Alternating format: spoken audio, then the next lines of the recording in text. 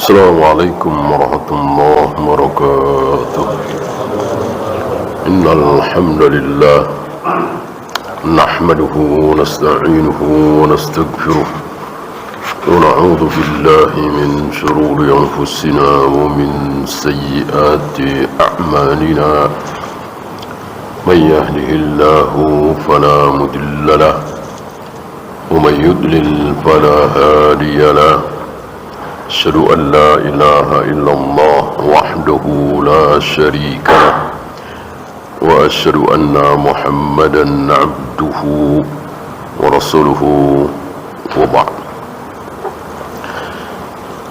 Tentang kitab kita tinggalkan, sudah selesai. Ada Al-Quran, ada Taurat, ada Zabur, ada Injil, ada Suhuf. Cukup kita imani saja, bukan mengamalkan, bukan mempraktekkan, kecuali satu, yaitu Al-Quran. Adapun mempraktekkan Zabur, Injil, Taurat tidak mungkin bisa. Cukup Al-Quran. Apalagi sudah terbukti yang ada jaminan dari Allah tentang keasliannya hanya Al-Quran. Selain Al-Quran tidak. Maka kita dapati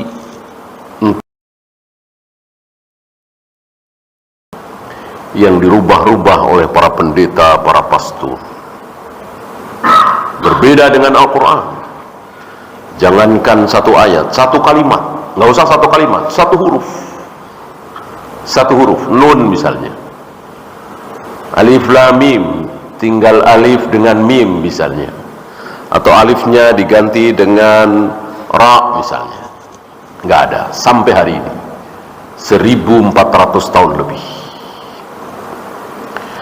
Ya, kita tinggalkan kitab, kita lanjut apa? Rasul wa rusulih. Rusul jamak dari rasul.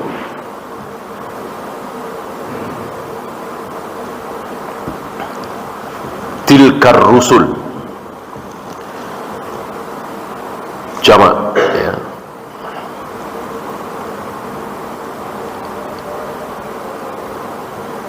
Wal muradu bir rusul minal bashar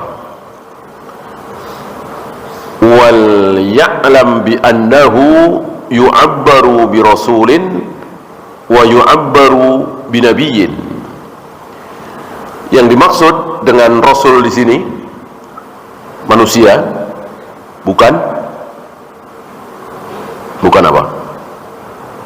Bukan malaikat. Karena malaikat juga disebut rasul. Jadi utusan Allah itu ada dua. Satu jenis manusia, satu jenis malaikat. Jibril apa kalau bukan rasul? Ya. Maka orang Ahmadiyah itu salah faham. Bi rasulin karim. Yang dimaksud Jibril. Ya. Yang dimaksud di sini adalah dari jenis manusia. Kalau dari jenis malaikat ya sudah lewat. Pembahasannya sudah lewat, ya. Dan Allah, malaikat, kitab, sekarang rasul.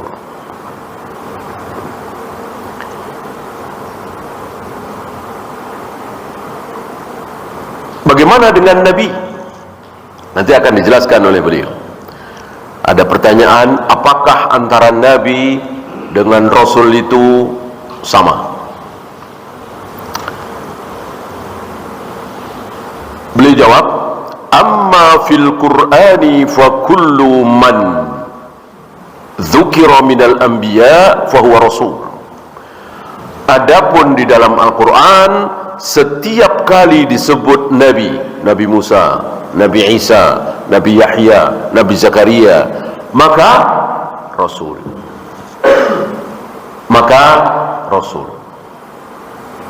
Gitu ya. Ini mirip-mirip mukmin muslim. Al-Quran, Sunnah, Al-Bir wa Taqwa, fakir, miskin. Apa? Idza istama'a iftaraqa wa idza iftaraqa istama'a. Kalau berpisah maka berkumpul, kalau berkumpul maka berpisah. Kalau disebut satu saja maka berpisah. Kalau disebut satu saja mencakup dua-duanya. Kalau disebut dua-duanya masing-masing berbeda. Jadi misalnya si fulan muslim, otomatis mukmin. Gitu. Si fulan mukmin, otomatis muslim.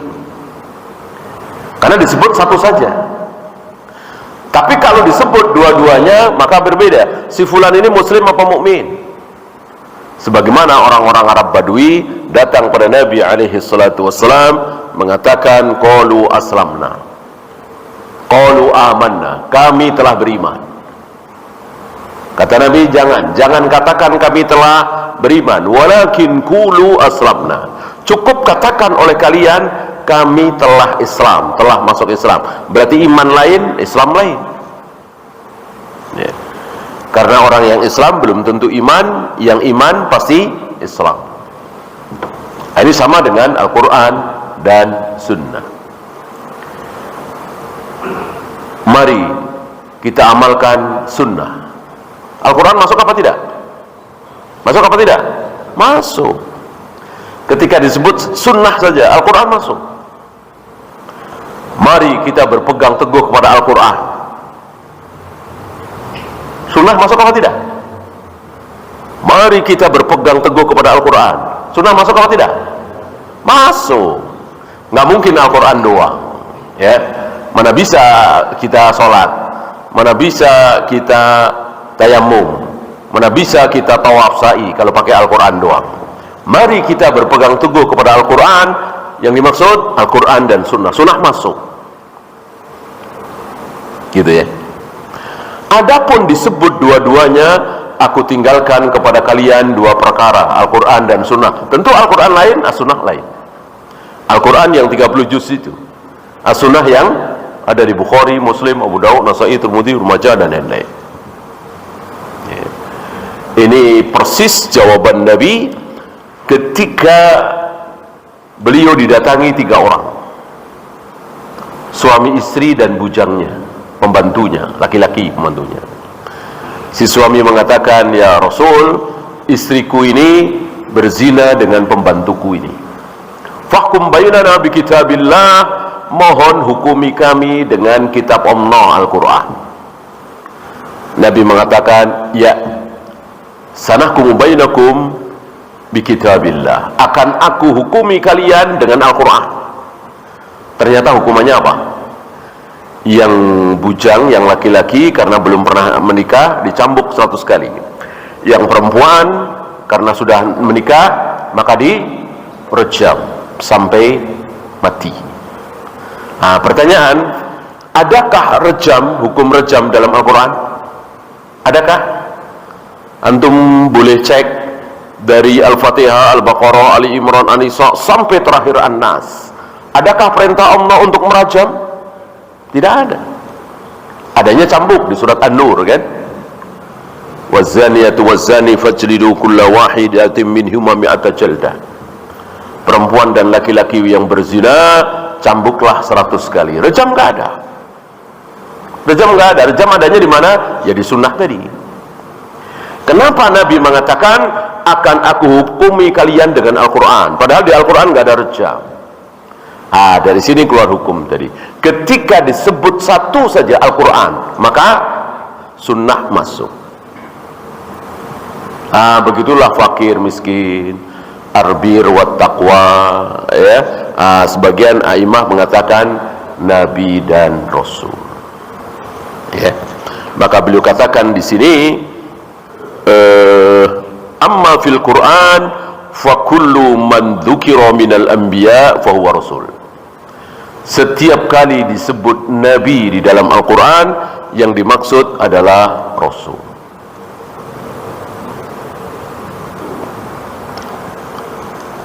Wa kullama wujidat fil Qur'ani min nabiyyin fahuwa Rasul.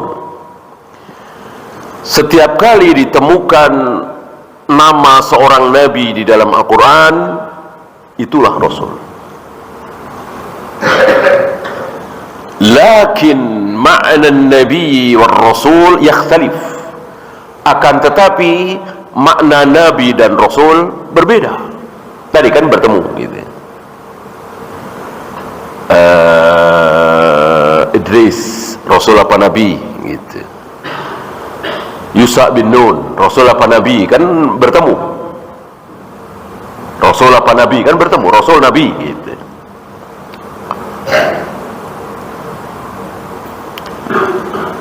Anna an-nabiyya huwa man uhiya ilaihi bi syar'in. Beliau memberikan batasan, definisi, ta'rif, bahwa Nabi adalah orang yang diberi wahyu, orang yang mendapatkan wahyu.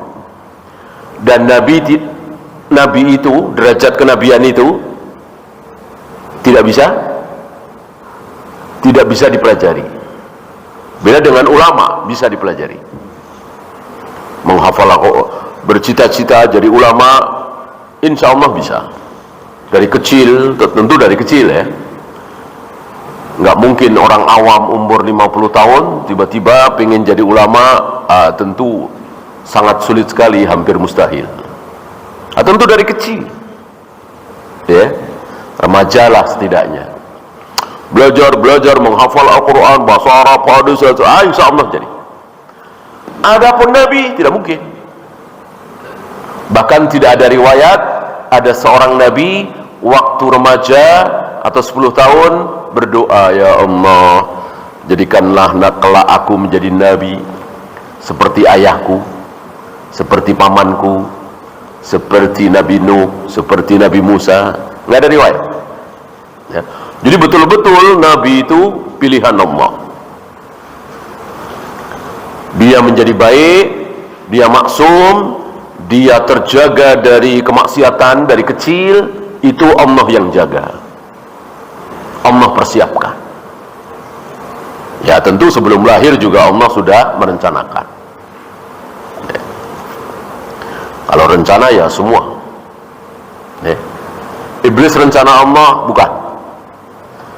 Rencana Allah. Abu Jahal, Abu Lahab rencana Allah bukan? Iya, nggak ada yang bukan rencana Allah ya.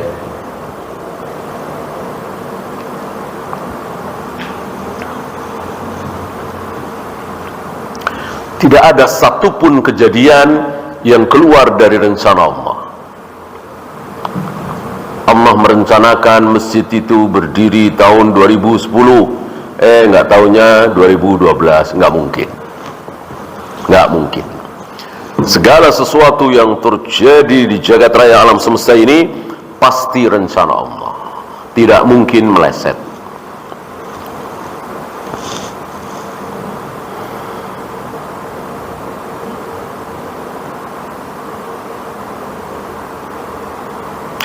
Kalau berdoa supaya dibangkitkan seorang nabi di sini, boleh. Wab'ats fihim nabiyyan. Doanya siapa? Nabi Ibrahim di Mekah. Saat beliau meninggalkan, kalau kata orang awam atau kata orang kafir mungkin ya, Nabi Ibrahim melakukan hal gila. Mana letak gilanya? Anaknya yang masih bayi, Ismail, dan istrinya Hajar ditinggal di tempat nggak ada manusia, satupun di situ ya. Makanan, minuman terbatas sekali, lama-lama pasti habis. Gila ini. Tapi karena perintah Allah, Nabi Ibrahim sami'na wa ata'na. Beberapa kali Hajar bertanya, karena nggak sanggup ya, Nabi Ibrahim nggak sanggup untuk untuk melihat istrinya. Ya, bayangkan istri punya anak satu masih bayi, berarti kayak nggak lama kan, belum lama. Istilah kita ya pengantin baru lah, ditinggalkan di tempat seperti itu. Istrinya bertanya, engkau tinggalkan aku? Nabi Ibrahim tidak berani menengok, tidak berani melihat wajah istrinya, takut nggak kuat, takut nggak tega. Mirip ketika beliau akhirnya golok beliau, pisau beliau sudah menempel di leher Ismail. Beliau tidak melihat wajah Ismail, takut nggak kuat. Inilah para nabi, para rasul, walaupun taat kepada Allah tetap tidak sombong. Saya kuat, saya imannya kuat insyaallah. Enggak, takut tidak kuat, maka Nabi Ibrahim tidak mau menengok ke wajah istrinya. Di belakangi istrinya sambil berjalan menjauh, pergi, nggak mampu menjawab. Terakhir Hajar bertanya, Allahu amaraka bihadza, apakah Allah yang menyuruh engkau meninggalkan aku berdua dengan Ismail di tempat ini? Dijawab oleh Nabi Ibrahim, iya. Apa kata Hajar? Tinggalkan kami segera. Kalau Allah yang menyuruh, tinggalkan. Tidak mungkin perintah Allah lalu kita taati, lalu kita jadi keblangsa, binasa, mati, terjajah. Nggak mungkin. Justru kita keblangsa, celaka, binasa, sakit, gara-gara tidak taat kepada Allah. Itu yang pada sakit haid, yang pada kena musibah, gara-gara apa? Tidak taat kepada Allah. Taat kepada Allah kemudian berakibat buruk, berakibat keblangsak, nggak ada. Ini yakin betul Hajar, istri seorang Nabi. Tinggalkan segera. Udah tinggalkan. Nah, sambil meninggalkan, beliau berdoa, jadikanlah hati manusia sayang dengan mereka berdua, itu maksudnya. Bangkitkanlah seorang nabi di tempat ini. Berapa tahun baru dikabulkan? Doa Nabi Ibrahim itu dikabulkan setelah berapa tahun? Ribuan tahun. Kan yang lahir di situ Nabi siapa? Nabi siapa? Nabi Muhammad SAW. Nabi Ishak, Yakub, Yusuf kan bukan di situ, di Syam. Yang di Mekah cuma Nabi Muhammad SAW. Ya.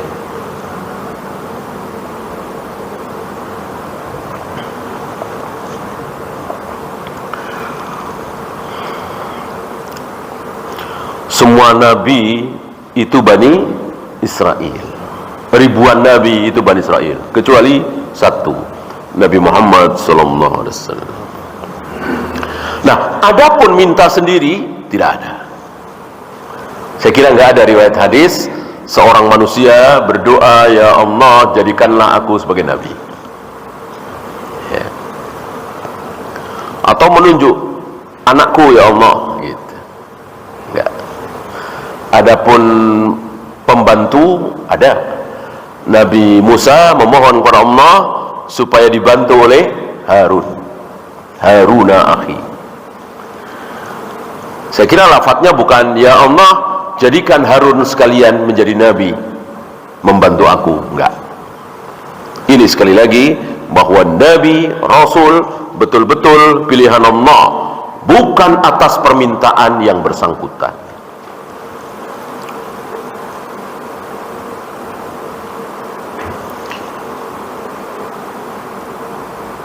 Anna an-nabiyya huwa man uhiya ilaihi bi syar'in Nabi adalah seseorang yang mendapatkan wahyu dan diberi syariat. Wa umira bil amali bihi, dan diperintahkan untuk mengamalkan syariat tersebut. Walakin lam yu'mar bitablighihi, tetapi tidak diperintahkan untuk menyampaikan, gitu. Jadi sekedar mengamalkan itu. Mungkin maksud beliau tidak wajib, ya. Kalau Rasul wajib, maka dikatakan tadi kan, ada Nuh, ada Idris, ada Musa, ada Isa, ada Yahya, ada Zakaria, itu semua adalah Rasul, karena wajib menyampaikan, gitu ya. Mungkin Khadir kan tidak menyampaikan, mungkin hanya bertemu dengan Nabi Musa, itu riwayat yang ada. Dari sini wajar kalau jumlah Nabi itu berapa kemarin? 124.000. 124.000, ya.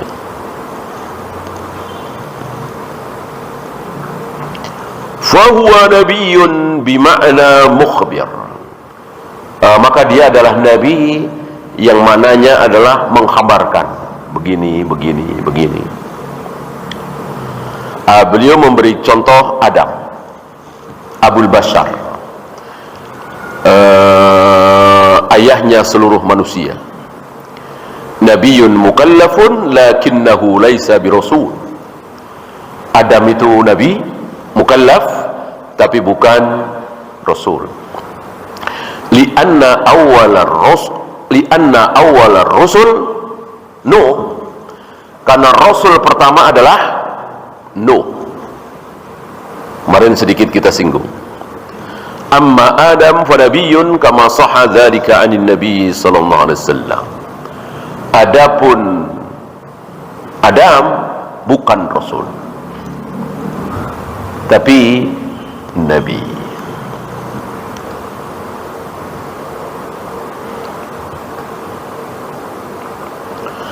Barangkali ada pertanyaan, limaza lam yursal, kenapa bukan rasul, kenapa tidak diutus? Padahal Adam tentu disampaikan kepada Adam wajib sholat, wajib saum, haram makan babi misalnya, haram berzina, haram membunuh, kan disampaikan kepada anak-anaknya, kepada istrinya. Kok tidak dikatakan rasul? Ini jawabannya. Li'anna an-nasa fi dhalikal waqti kanu ummatan wahidatan. Karena manusia di zaman itu, Adam, istrinya, anaknya, cucunya, cicitnya, paling puluhan orang atau mungkin ratusan orang, ya. Itu ummatan wahidatan, umat yang satu macam, satu keyakinan, satu agama, satu umat, ya. Belum ada orang Hindu, belum ada orang Buddha, belum ada orang Konghucu, belum ada orang Yahudi, Nasrani, apalagi ateis, komunis, nggak ada, belum ada. Semua manusia Muslim, semua manusia Islam, menyembah Allah satu-satunya. Nggak ada yang kenal jimat, keris, tahayul, khurafat, nggak ada satupun. Jadi hari itu betul-betul mentauhidkan Allah, menyembah Allah satu-satunya. Disitulah Allah mengatakan kanan nasu ummatan wahidatan. Ada dua tempat dalam Al-Quran yang berbunyi seperti ini. Kanan nasu ummatan wahidatan. Dulu manusia umat yang satu, bersatu padu. Dulu kapan?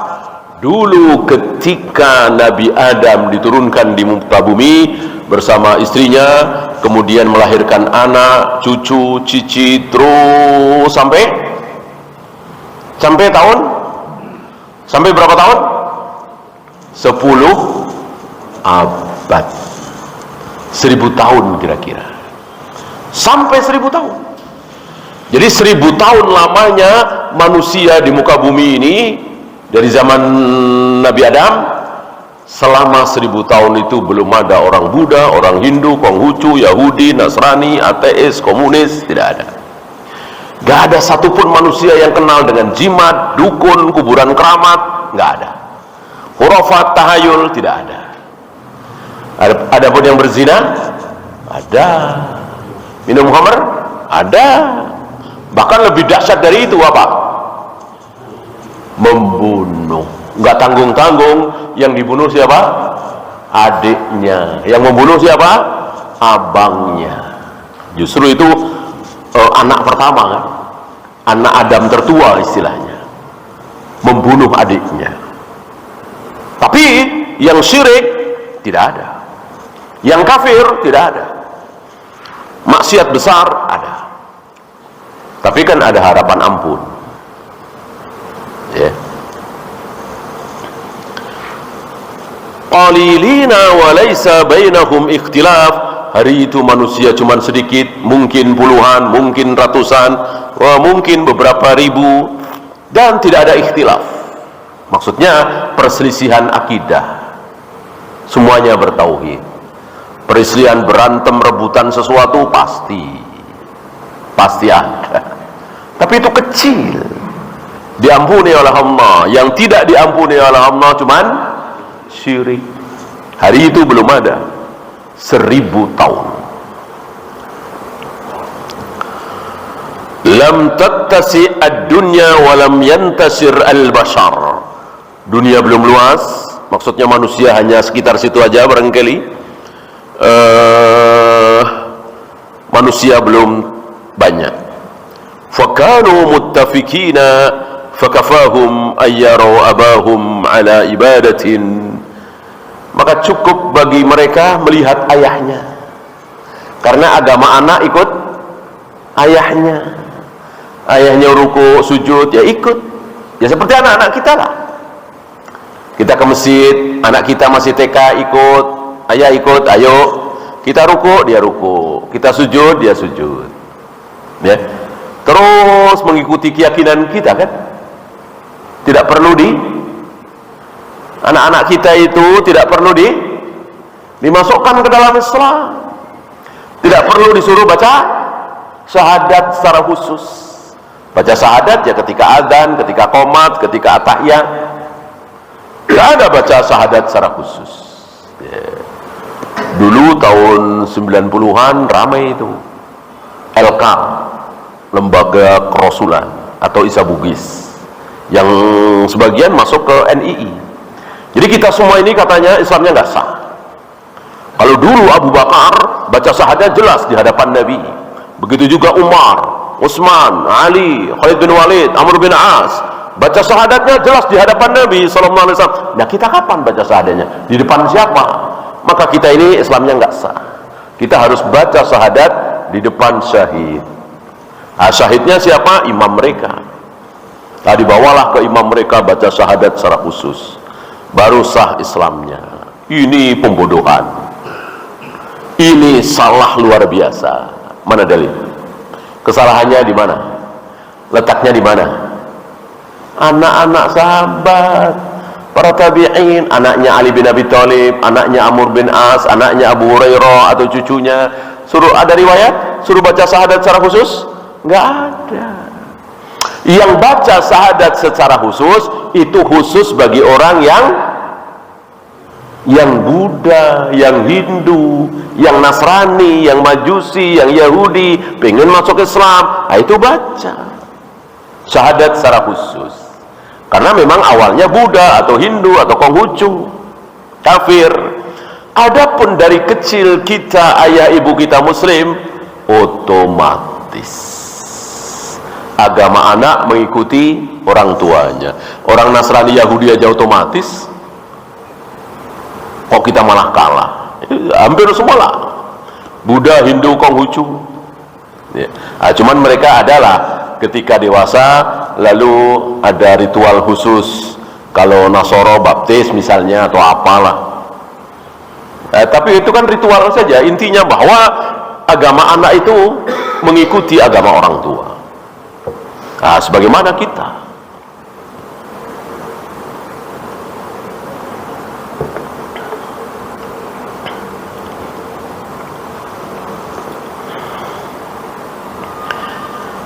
Thumma lamma hasala al-khilafu wa intashara an-nasu uhtija ila ar-rasul.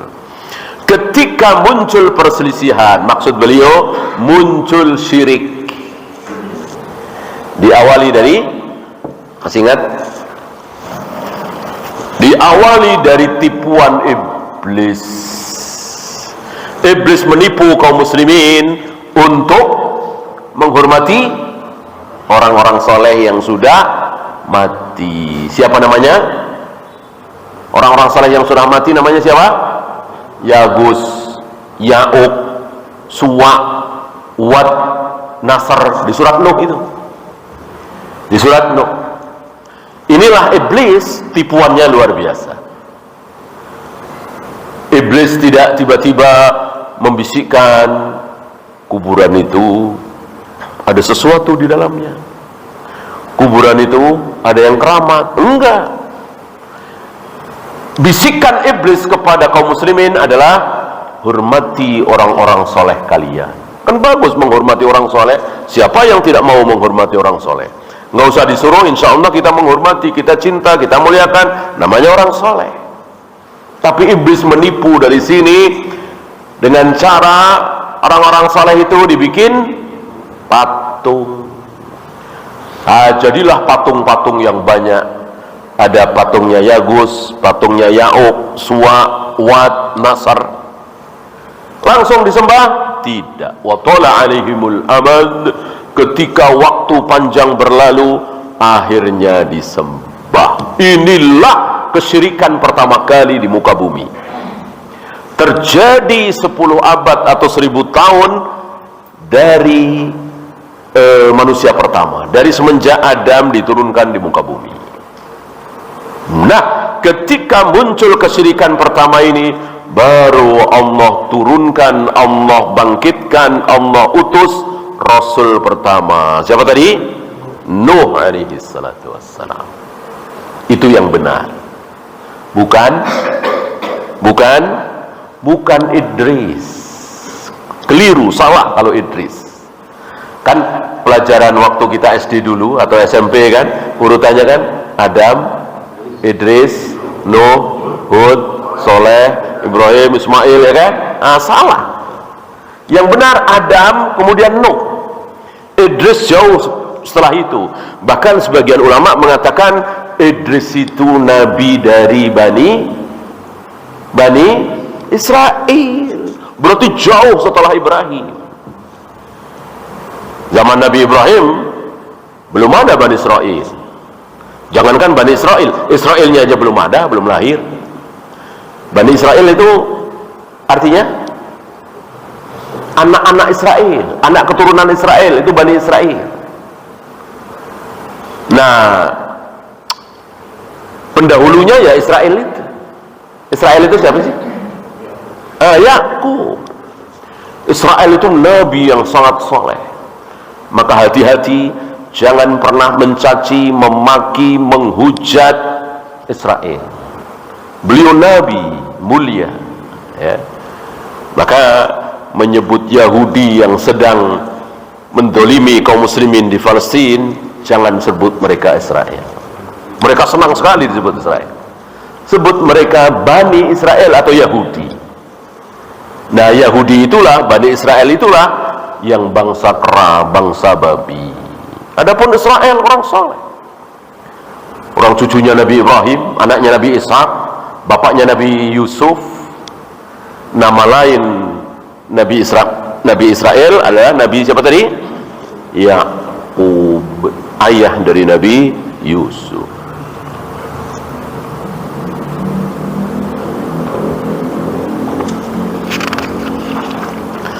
Itu yang benar. Maka termasuk Syith, sering kita dengar ya, adanya Nabi Syith. Itu setelah Nabi Adam. Bahkan ceritanya macam-macam, ya. Beliau mengatakan kullu hadza kadzibun. Ini dusta. adanya Nabi Idris sebelum Nabi Nuh, adanya Nabi Sis, ini dusta, tidak berdasarkan sabda Nabi sallallahu alaihi wasallam. Ya.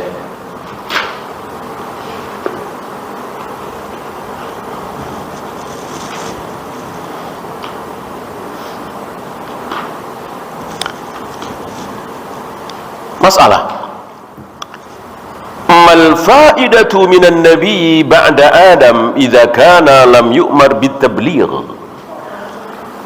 Apa gunanya nabi-nabi setelah Nabi Adam kalau mereka tidak diperintahkan untuk menyampaikan tabligh? Tadi kan di awal bahwa nabi itu dapat wahyu, dapat syariat, disuruh mengamalkan, tapi tidak disuruh menyampaikan. Lah faedahnya apa kalau tidak disuruh menyampaikan? Nah, dijawab oleh beliau, tadhkirun nasi bisyari'ati allati nasuha, mengingatkan manusia dengan syariat yang telah dilupakan oleh manusia itu, syariat sebelumnya. Jadi nabi itu istilahnya tidak membawa syariat baru, ya, cuman mengingatkan. Taruhlah misalnya Yusha bin Nun. Yusha bin Nun itu mendakwai Bani Israel dengan mengatakan, awas, ini pesan Nabi Musa, awas, ini ajaran Nabi Musa, awas, ini sunnahnya Nabi Musa. Begitu, bukan nih sunnahku, nih ajaranku, enggak. Begitu kira-kira. Dari sini ada kalimat yang hak, kalimat yang benar, tetapi riwayatnya dhaif. Apa? Ulama'u min ummati, ulama-ulama dari umatku, ka'ambiyai Bani Israel, itu mirip para nabi Bani Israel. Samakah ulama-ulama sekarang? Imam Bukhari misalnya, Imam Syafi'i misalnya, Imam Muslim misalnya, kan mengajak manusia, ini sunnah Nabi, kita ikuti ajaran Nabi, ini larangan Nabi, kan begitu.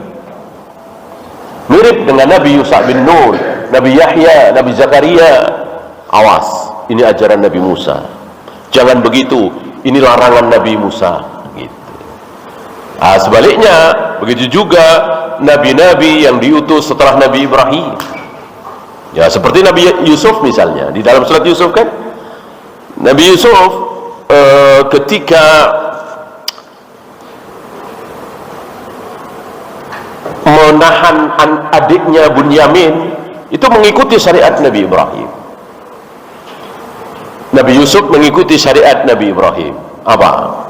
Orang yang mencuri ketika ketahuan, maka dia dihukum. Apa hukumannya? Dia menjadi budak. Dia menjadi budak dari orang yang hartanya dia curi. Nah, Nabi Yusuf bikin rekayasa supaya seolah adiknya itu Bunyamin mencuri. Lalu ketahuan, maka Bunyamin tidak boleh kembali ke Syam, harus tinggal bersama Nabi Yusuf seolah menjadi budaknya Nabi Yusuf di Mesir. Abang-abangnya yang pulang ke Syam dan seterusnya. Nah, begitu kira-kira. Jadi ulama-ulama umatku, kata Nabi, itu mirip-mirip nabi-nabi Bani Israel. Tapi sekali lagi secara sanad ini dhaif. Beliau mengatakan lakinnahu dhaifun min haitsu innahu musnadun ila nabi sallallahu alaihi wasallam. Kalau ini disandarkan kepada Nabi sallallahu alaihi wasallam, maka itu dhaif.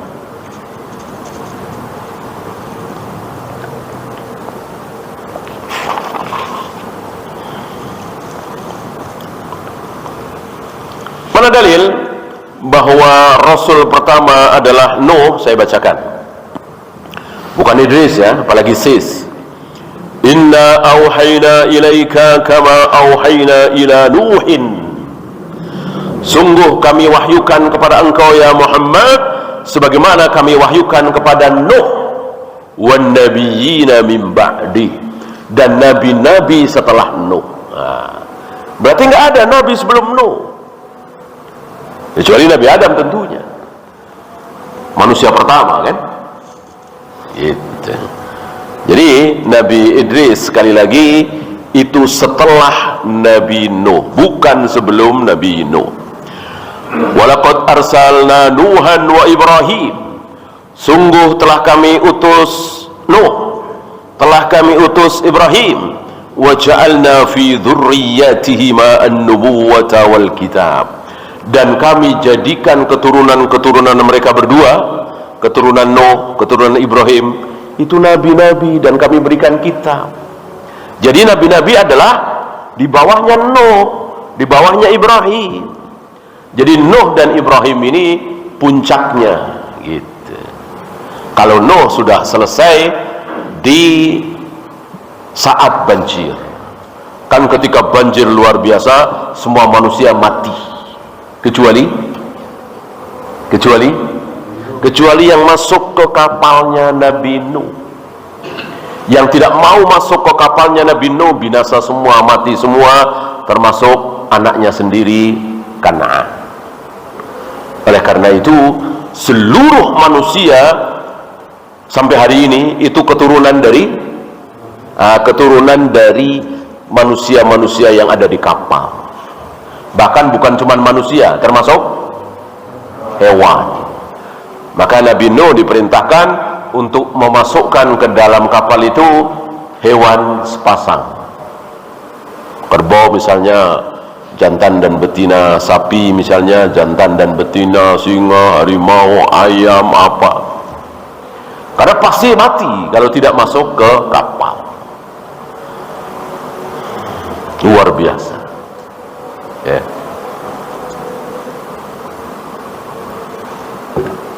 Ya, silakan azan dulu.